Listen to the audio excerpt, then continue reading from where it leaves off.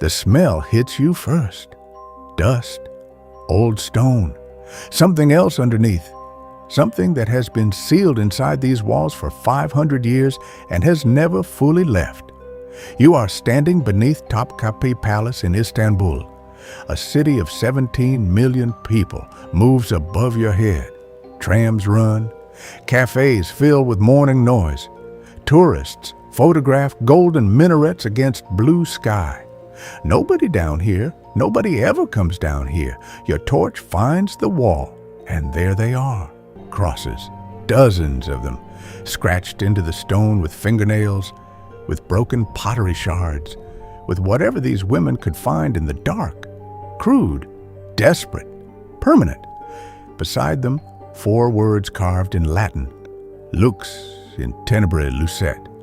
The light shines in the darkness. You are looking at the last evidence that 18 human beings existed, that they fought, that they refused, that they carved their defiance into the bones of the empire that tried to consume them. And here is what nobody told you about this story. These women were not victims waiting to be rescued. They were soldiers fighting a war that empires have waged against human identity since the first conqueror looked at a people and decided their existence was inconvenient. The Ottoman Empire had armies, cannons, the largest military machine the 15th century world had ever produced.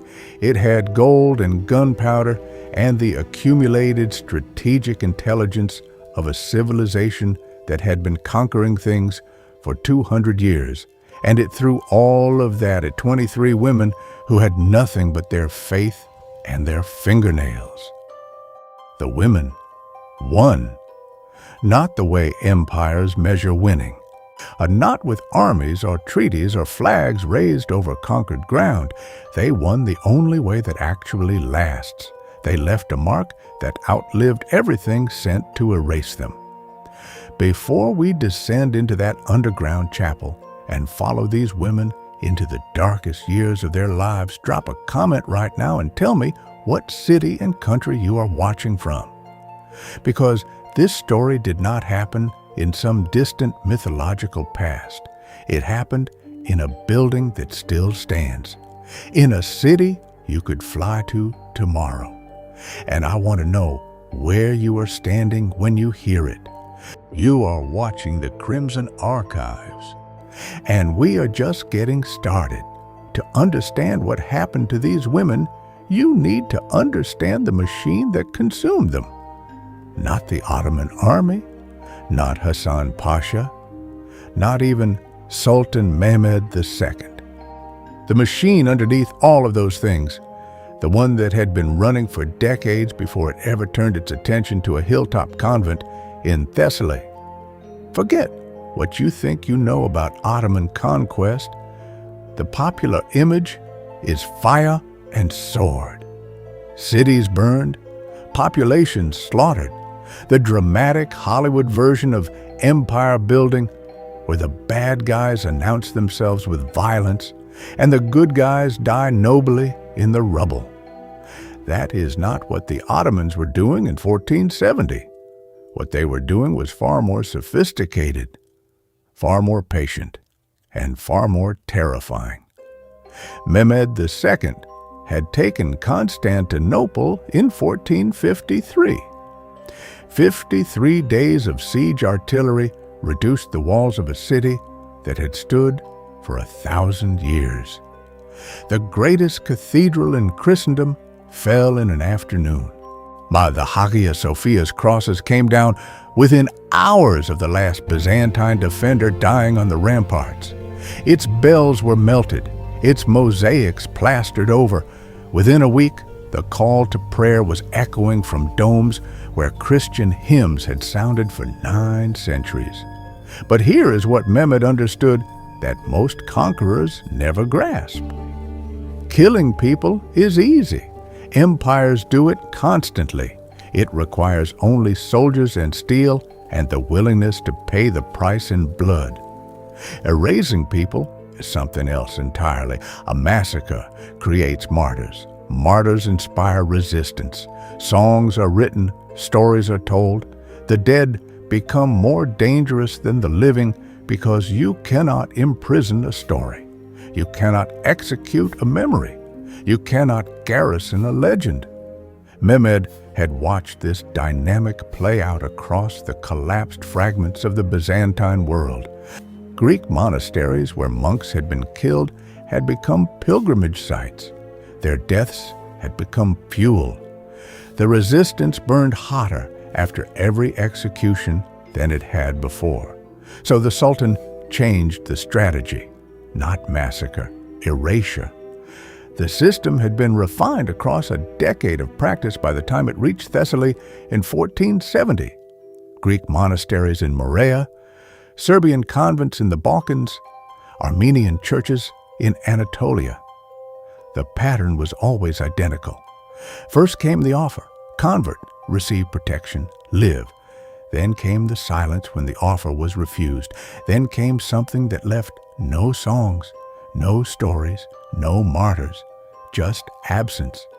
People who had been there and then were not, who had prayed and then stopped, who had existed and then simply ceased to exist in any form that history would preserve. This is the machine that was flowing toward the convent of St. Catherine in the mountains of Thessaly on a morning in 1470 when the horizon turned red with Ottoman banners and the bell rang for the last time. These were not warriors. Understand that completely before we go any further, because it is the entire point. Sister Eleni the abbess had spent 12 years leading this community. Before that, she had tended the sick in a village that no longer existed, consumed by plague in 1448. She had watched an entire community die and chosen to make sense of that loss inside stone walls and daily prayer rather than run from it. She was not a woman built for violence. She was a woman built for endurance, which turned out to be exactly the same thing. Sister Magdalena was 19 years old, 2 years into her vows. Her hands still carried the calluses from her father's farm. Her family had been killed in a raid. The convent was the only place that had felt like safety since. She had never held a weapon. She had spent 2 years learning to hold nothing except psalms and silence. Sister Theodorus was 70. She had outlived 2 abbesses, an emperor, and more wars than she could count.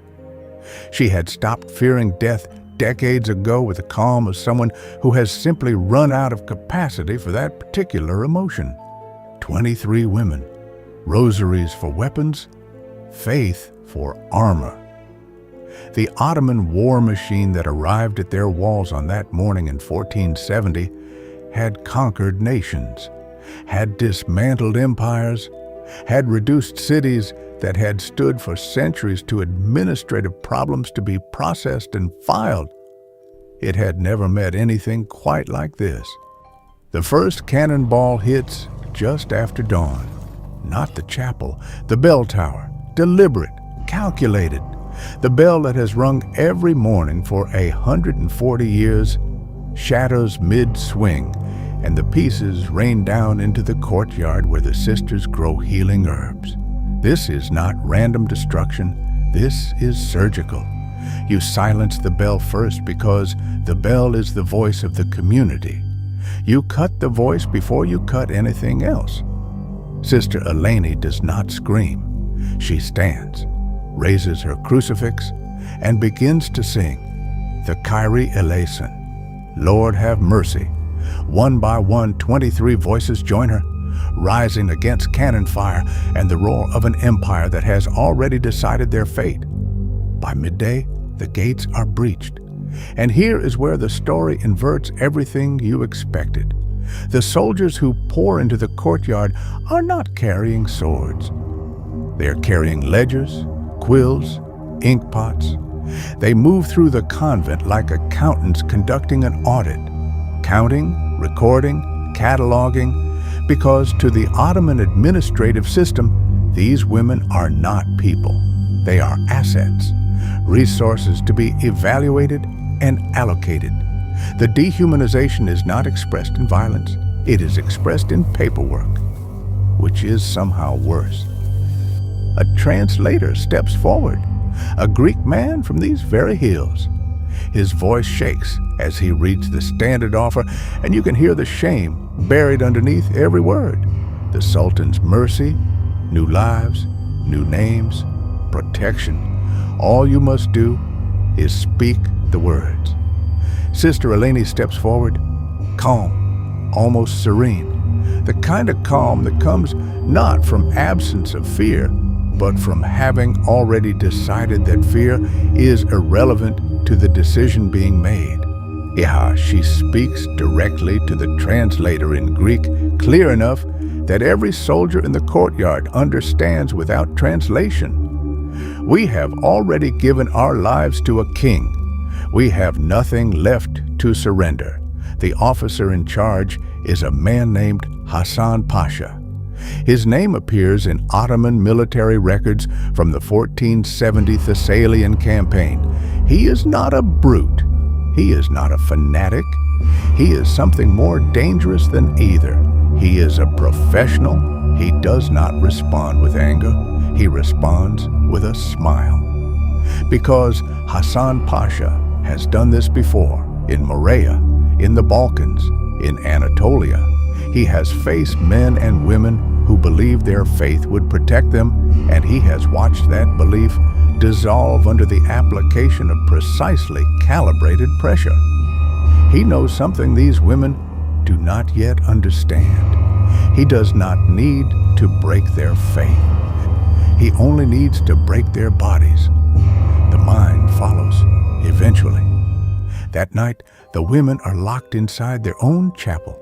No food, no water, just darkness, and the sound of soldiers outside laughing, eating, living, while 23 starving women wait in the dark to discover what comes next. 2 of the younger sisters begin to weep in the corner. The sound of it fills the stone space and bounces back at them from every direction. Sister Magdalena, 19 years old, hands that still remember farm calluses, begins to whisper, "The Lord is my shepherd, I shall not want." Then another psalm, then another, and slowly the weeping stops. This is the moment that changes everything, the moment the Ottomans will never account for in any ledger. These women had spent years preparing for exactly this kind of suffering. Fasting was their curriculum. Silence was their discipline. Vigils in the cold, hours on stone floors, submission to something so much larger than individual comfort that individual comfort had ceased to matter years ago. What Hassan Pasha designed as torture, these women recognized as Tuesday. He had chosen the wrong enemy completely, but he is patient. He has seen faith before. He has seen it burn bright and then gutter out when the body reaches its limit. He once wrote in a letter to Mehmed II, still preserved in the Topkapi Palace archives, a line that tells you everything about this man's understanding of human psychology. Faith is like a candle. It burns brightest just before it dies. On the second day, he sends food and water into the chapel, sets it down, withdraws, lets the smell of it sit with 23 starving women, and watches to see who reaches first. Sister Theodoris, 70 years old, eyes that have watched 2 abbesses and an emperor and more wars than memory can hold, speaks before anyone can move toward it. They want us to feel gratitude. They want us to soften. Sister Eleni nods. Then we fast. They do not touch it. By the 3rd day, their lips are cracked and bleeding. Their hands shake with the effort of remaining upright. The younger sisters can barely stand. Hassan Pasha watches from the courtyard with arms crossed and something moving across his face that is almost but not quite respect. Then he enters himself, not a servant, not a guard. The commander. You are not criminals. You are not enemies. You are simply mistaken. He offers Constantinople, the Sultan's personal audience, the possibility that Mehmed himself might be moved by their conviction. He pauses precisely long enough to let the word possibility do its work. But the road is long, and the weak do not survive it. It is not a threat. It is a promise delivered with the clinical precision of a man who has made it before and watched it prove true. Sister Eleni looks at her sisters, takes the measure of each face, then turns back to Hassan. We will walk. The smile again. Good. We leave at dawn. 23 women, hands bound, walking south toward the coast under a sun that shows no mercy. No horses, no carts, no shade. The road is the punishment. Hassan understands this. He does not need to hurt them directly. He only needs to maintain the pace and let distance and heat and hunger do his work for him. By the second day, Sister Irene collapses. 62 years old, knees that have been failing for years finally fail completely. Sister Magdalena and Sister Anna lift her between them without a word and carry her for 3 miles. When they stop for the night, Irene is unconscious. By morning, she is gone. They bury her by the roadside with their hands. No tools, no ceremony, just dirt and whispered prayers while Ottoman soldiers watch and do not stop them. Hassan Pasha makes a note in his ledger. 22 remaining. Sister Calista stops walking on the 4th day, simply sits down in the middle of the road, closes her eyes, does not get up. They leave her there. 18 women reach the port of Volos 7 days after leaving the convent. But something happened on that road that Hassan Pasha's ledger did not record. The weeping stopped. The begging stopped. The 23 women who had left the convent became 18 women who had already made their peace with what was coming. They walked in silence, not the silence of defeat, the silence of people who have already decided. On the 7th morning, Hassan summoned Sister Eleni to his tent. What happens in that tent does not appear in Ottoman records. It appears in a letter written by a Venetian merchant who witnessed the aftermath. A letter discovered in 2003 in the archives of Dubrovnik. He writes that they brought her back at dawn. She could not walk. Her eyes were open, but she was not inside them anymore. They dressed her in silk and paraded her through the camp as a convert. But when he passed close to her, he heard her lips moving. She was still praying in Latin. Silently, she had not broken. They had simply taken her body and left her soul to wander. This is the Ottoman strategy that no history class ever taught you. They did not want martyrs. Martyrs are dangerous. Martyrs generate exactly the stories and songs and resistance that Mehmed had designed this entire system to prevent. They wanted ghosts, women who would walk and talk and breathe and eat, but would never be whole again, living proof that resistance was futile, living warnings to anyone watching who might consider refusing the offer. Sister Eleni walked with the column to the coast. She never spoke again, never met anyone's eyes. She was present and she was gone simultaneously. A body still operating after the person inside it had been taken to a place no one could reach. The younger sisters wept when they saw her. The older ones prayed harder. At the port of Volos, they are loaded onto a galley, not a passenger vessel, a control structure, benches bolted to wood, iron rings, chains. A ship's manifest discovered in 1987 in the Topkapi Palace Museum lists them not by name, by number. Religious captives, female 18. Destination imperial household. Purpose domestic service and conversion. That word service is carrying weight that would crush the document if documents could feel weight. 12 days at sea, storms, salt spray on cracked lips. Women who have never seen the ocean chained to benches while the ship bucks and pitches beneath them. At night, Sister Magdalena whispers psalms. Her voice barely reaches above the crashing waves. But the other prisoners on that galley, Greeks, Serbs, Italians, men and women, chained in the dark beside these nuns, turn their heads toward the sound. For a moment, the sea seems too still.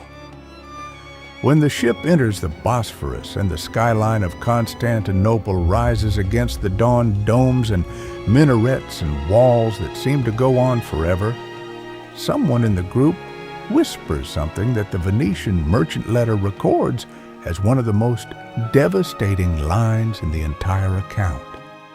We are home, but it is no longer ours. They are marched through the city, past the Hagia Sophia, now a mosque, forced to kneel in its shadow, while the call to prayer echoes from the minarets where bells once sounded, past gardens where fountains sing and peacocks scream, through the gates of Topkapi Palace, not into the grand halls, not into the courtyards where ambassadors negotiate and viziers plot, down stone steps, into tunnels, into the dark.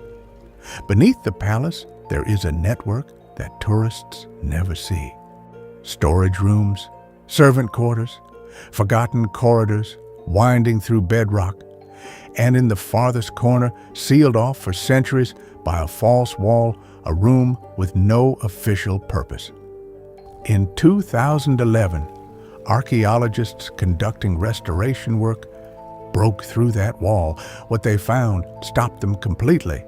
Crosses scratched into the stone, dozens of them, crude, small, made with fingernails and broken pottery shards. And beneath those crosses, carved in Latin, 4 words, Lux in Tenebris Lucet. The light shines in the darkness. For months, possibly years, these 18 women lived inside that underground world. Servants by day, scrubbing floors, washing linens, tending fires for rooms they would never enter, invisible, processed, forgotten by the palace above. But at night when the palace slept, they gathered in that room. No priest, no altar, no Bible. Just memory. They recited psalms from recall, verses half forgotten, reshaped into prayers that could be whispered against stone without being heard 3 feet away. They held communion with bread stolen from the palace kitchens and water from the palace wells. From broken pottery, they made candle holders. From a scrap of linen, an altar cloth. From a shard of shattered mirror, a crude cross. They carved their faith into stone, one scratch at a time, knowing with absolute certainty that no one would ever see it. Sister Magdalena was among them, the 19-year-old whose hands remembered farm calluses, who had carried Sister Irene 3 miles on that road, who had whispered psalms on the galley in the dark, who had refused to look away when they brought Sister Eleni back from Hassan Pasha's tent, dressed in silk, with nobody left inside her eyes. She became their voice in the underground. The archaeologists found her mark, a small bird scratched into the corner. Beside it, 23 lines, 1 for each sister. But only 11 lines were complete. The rest trailed off into nothing. A Venetian prisoner held in the palace for ransom in 1478, wrote of strange sounds echoing from beneath the harem. Women singing in Latin to a god that did not belong to this empire. For centuries, historians dismissed it as rumor, the superstition of uneducated servants. Then they found the chapel. The crosses stop halfway through the wall.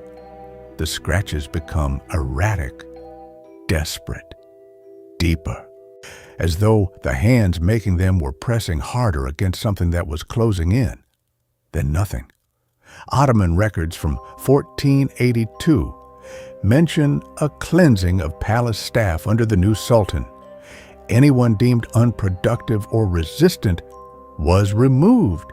No names, no burial sites, no details. One line in a ledger in neat Ottoman script: disposed. The nuns of St. Catherine vanished from history. 18 women who had walked 7 days through heat and dust, who had crossed the sea in chains, who had carved prayers into the bones of an empire in absolute darkness. Gone, but their chapel remained. In 2011, when archaeologists examined the chapel more closely, they found something that the initial discovery had missed. Traces of wax, not from Ottoman candles, from an older source, mixed with herbs. The specific compound that nuns in Byzantine convents used to make their own candles, which means they kept their vigil for longer than anyone had calculated. Months, possibly years, night after night, gathering in that room, carving crosses into stone, whispering prayers in a language an empire had tried to silence, stealing bread for communion, pooling every fragment of memory they still possessed and turning it into something that functioned like a church, in a basement, under the palace of the Sultan, the man who had defeated Byzantium, who had turned the Hagia Sophia into a mosque, who had spent 20 years systematically erasing every trace of Christian civilization from the territories he controlled. His greatest enemies in those years were 18 women with fingernails and stolen bread who were building a church inside his own foundation. Sister Magdalena's mark was the last on the wall, the small bird. Beside it, 2 words scratched so faintly they almost weren't there. In Greek, we endure. The Ottoman Empire lasted until 1922. 600 years, 3 continents, armies that could blot out the horizon, an administrative system sophisticated enough to manage populations numbered in tens of millions. It is gone. Its sultans are dust. Its armies are memory. Topkapi Palace is a museum where tourists take photographs in sunlit courtyards, completely unaware of what is directly beneath their feet. But those crosses remain. That Latin phrase, barely visible after 500 years, still speaks to anyone willing to go down into the dark and look at the wall. The Sultan's decrees are archived. Hassan Pasha's ledgers recording 22 remaining, then 18 remaining, have been catalogued by scholars. The silk they dressed Sister Eleni in has long since rotted to nothing. But the scratches in the stone are still there. Think about what that balance sheet actually means. Mehmed II commanded the most powerful military force the 15th century world had ever assembled. He had gold and gunpowder and 2 decades of unbroken strategic success. He had an administrative system refined to the point where erasing an entire community generated a single line in a ledger: disposed. He deployed all of it against 23 women who had no weapons and no allies and no army and no political power and no possibility of military victory. And 500 years later, we are still saying their names, We do not know the name of the Ottoman soldier who first entered that courtyard with his ledger. We do not know the names of the scribes who wrote the ship's manifest. We do not know who specifically wrote Disposed in 1482. We know Sister Magdalena. We know Sister Eleni. We know Sister Theodorus, who had stopped fearing death decades before it came.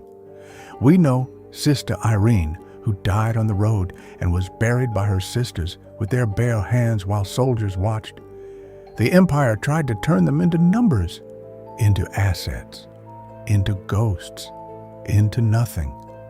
They refused, not with armies, not with political power, not with any of the instruments empires recognized as resistance, with fingernails, with stolen bread, with whispered psalms in languages empires tried to silence, with a small bird scratched into stone beside two Greek words.